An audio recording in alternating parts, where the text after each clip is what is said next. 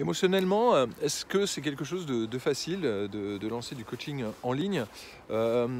Émotionnellement, je vais vous le dire, c'est des montagnes russes. C'est-à-dire qu'il y a des journées extraordinaires et il y a des journées où rien ne marche, où vous dites que vous êtes une grosse merde et que vous allez abandonner ce métier parce que vous en avez marre.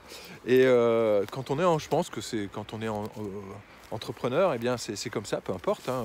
Quand j'avais mon studio, c'était aussi un petit peu la même chose. Dans le coaching en ligne, je le vis vraiment un petit peu plus. Je l'ai vécu beaucoup au début. Après, une fois qu'on a un système qui marche et surtout quand on a un système où on mesure exactement ce que l'on fait, ben, on se rassure dans le sens qu'on sait exactement après où est-ce qu'il faut appuyer. C'est pour ça que dans votre coaching en ligne, vous devez vraiment mesurer ce que vous faites, vous devez vraiment savoir ce que vous faites, vous devez avoir en fait un système où chaque tâche que vous mettez en place doit être mesurée. Et de cette façon, ça va vous permettre de savoir où est-ce qu'il faut appuyer, de savoir en fait tout simplement qu'est-ce qui ne marche pas. Soit dans la recherche de clients, soit dans la vente, soit dans la livraison de votre produit. Donc tout ça, ça doit être mesuré. Une fois que vous mesurez ça, on part quand même un petit peu plus serein. C'est-à-dire que quand il y a un moment donné, il y a des semaines où je me dis tiens, c'est une semaine qui est pourrie, je sais exactement pourquoi en fait cette semaine est pourrie. Et à l'inverse, en fait, quand il y a des semaines extraordinaires, je sais pourquoi en fait tout simplement ces semaines sont extraordinaires. Mais au début, quand on commence, quand on démarre, émotionnellement c'est vraiment il y a beaucoup d'émotions parce que voilà, forcément il y a le côté financier, d'accord, forcément, c'est toujours, hein, peu importe, même si vous avez bien votre métier, le premier objectif, c'est surtout de gagner de l'argent, d'accord, ça là-dessus, je pense qu'on est tous d'accord. Donc il va y avoir des jours avec, il y aura des jours sans.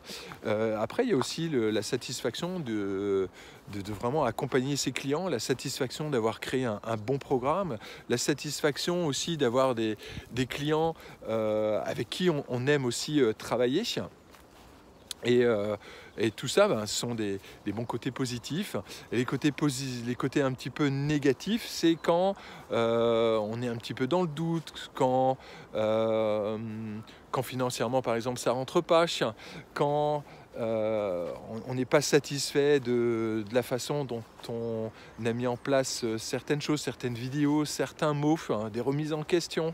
Et tout ça, en fait, ça nous fait jouer un petit peu sur un peu ce que j'appelle le côté émotionnel, les montagnes russes.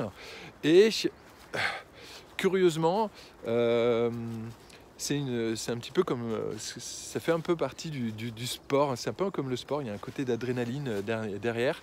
Et moi personnellement, j'aime ça, curieusement. Et plus on avance, plus on a aussi ce côté émotionnel, c'est-à-dire même à un moment donné, quand on gagne bien sa vie, quand on gagne de l'argent, eh bien, on avance, on veut aller un petit peu plus loin. J'en ai déjà parlé dans une autre vidéo où à chaque fois, à chaque étape, on essaie de grandir. Et à chaque fois que l'on grandit, de toute façon, il y a toujours un côté émotionnel avec ces montagnes russes, avec des bonnes et puis des mauvaises journées. Donc voilà, ça fait partie du métier et c'est important vraiment d'en prendre conscience, de prendre conscience que si à un moment donné vous vous lancez dans le coaching en ligne, vous allez vivre ces montagnes russes. Voilà, si vous les avez vécues, n'hésitez pas à nous partager votre expérience, votre retour. Et voilà, moi c'est quelque chose que je voulais vous partager. Allez, je vous dis à bientôt dans une prochaine vidéo. Ciao, ciao.